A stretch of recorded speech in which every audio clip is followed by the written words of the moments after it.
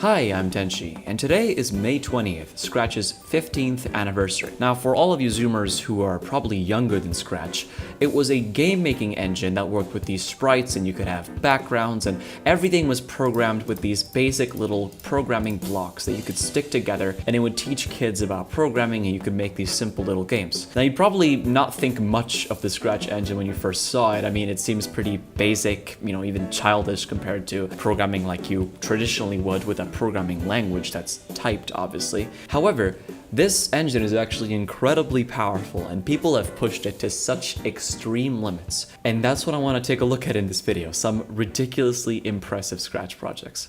But before I do that, I just wanted to say that Scratch is basically the only reason I'm into computers nowadays. I think it was 3rd grade ICT class. They were teaching us boring stuff like HTML, how to use PowerPoint, and stuff that you'd teach in a computer class just so kids are basically competent with computers. But one day the teacher just pulled up Scratch, and to me it was like this shocking thing. It was all Adobe Flash back then. I remember going home from school and going online looking at as many tutorials as I could possibly find on how to make a platformer in Scratch, because I just really wanted to make a platformer, like a game where you could jump around like Mario, and I watched some really long tutorial on how to do it, and I was just so happy to be programming like that.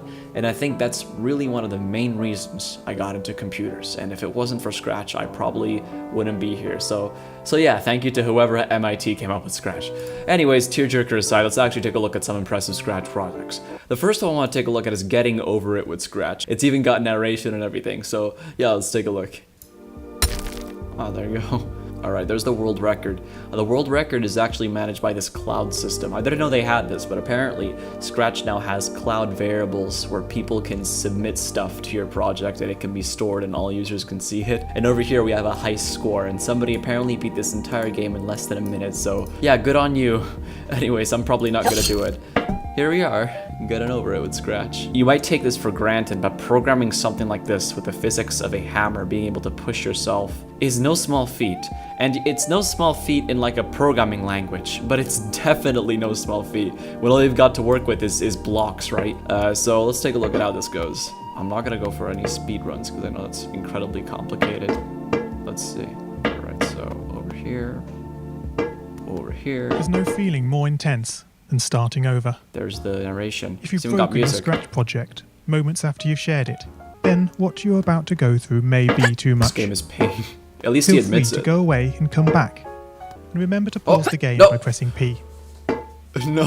On Scratch, you can find loads of remixed or reimagined. Well, I think that's pretty much it for what I could probably get accomplished in this video game. As everybody who watches my channel know, I am awful at video games. So let's try something else. Now this game, still by Griffpatch, is Paper Minecraft. I remember this fondly because as a kid who couldn't afford Minecraft, I was always playing the versions you could find on online websites that were free. So let's try playing this. Here we are, Paper Minecraft, WASD, mouse click, EF, alright.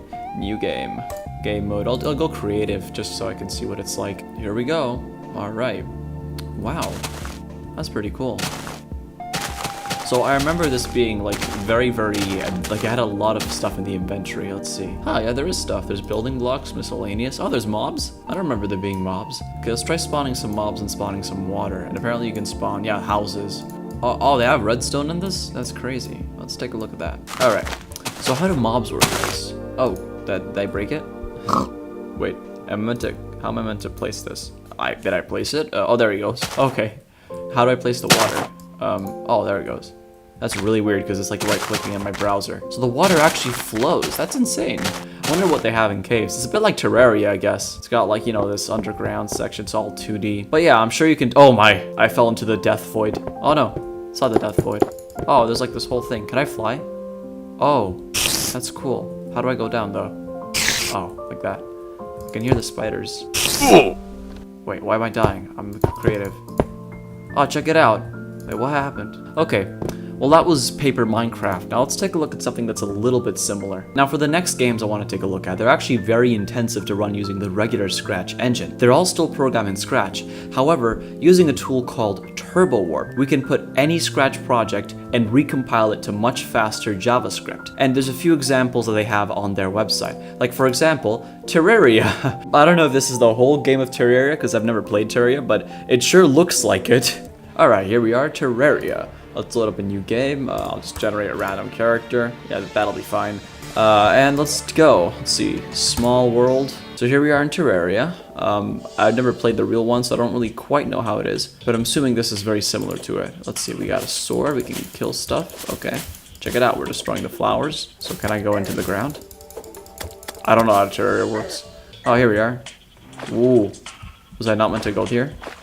Oh, there's water here. Oh, I died. Alright, here we are back in Terraria. I will say the pixel art here is fantastic. I'm assuming it's ripped straight from the game, but it looks really good even in Scratch. Anyways, I guess that's Terraria in Scratch. Now let's take a look at some other games.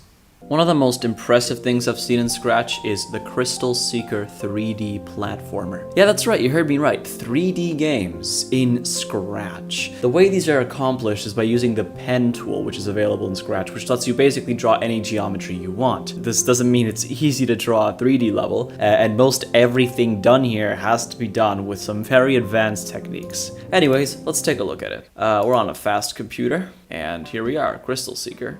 Good.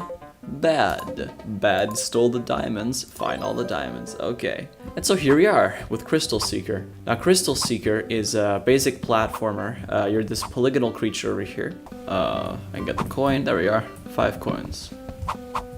Press space to jump. Alright, seems pretty tame thus far.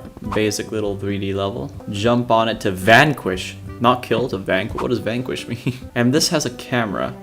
I don't know, that's still messing with me, like this whole 3D environment built entirely in Scratch. The way that geometry is constructed here is amazing. Like there's sprites in a 3D environment, there are moving blocks and stuff.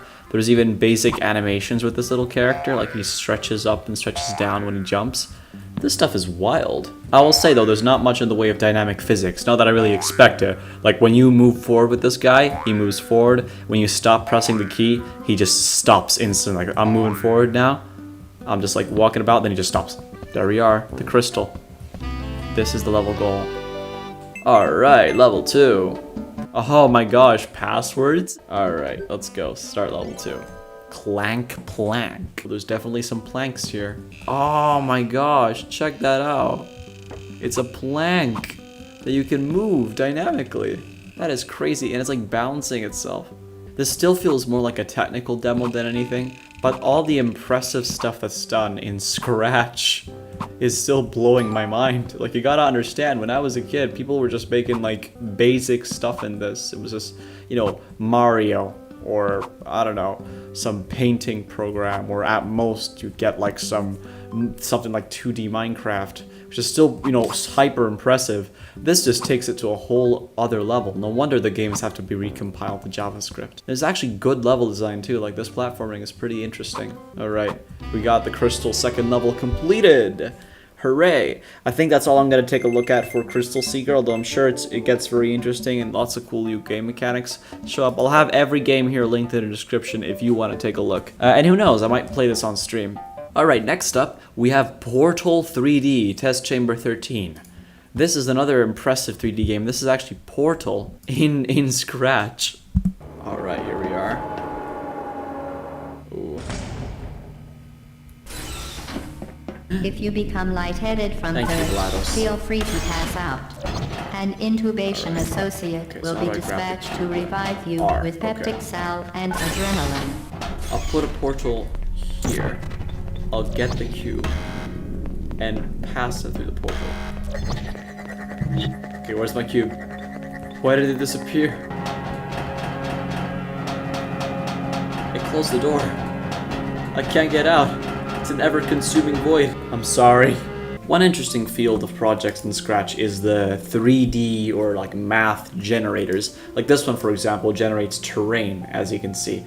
What you can do is you can move around and rotate to see it, and then when you stop, it actually renders it higher.